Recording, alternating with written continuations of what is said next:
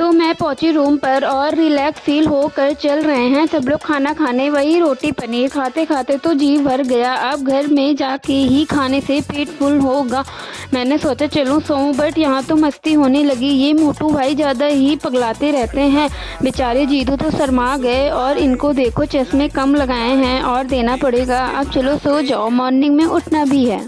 साजन भाई और ये है मेरे प्रिय जीजा और ये अपना प्रिय भांजा और ये मुंबई में रहते हैं जीजा। इस टाइम खूब एंजॉय करने के लिए आए हैं कश्मीर। जैसे एक होता है कि दुकानदार से जो है फंसे रहते हैं, तो करीब 2-3 साल बाद निकले हैं दुकानदार से, लेकिन इतना मजा ले रहे हैं कि ये यादगार बन जा रही है। जीजा देखिए ना, देखो ना गाइस, देखो ना गाइस। हे साजन, ये मैं और मोना, तू कौन है?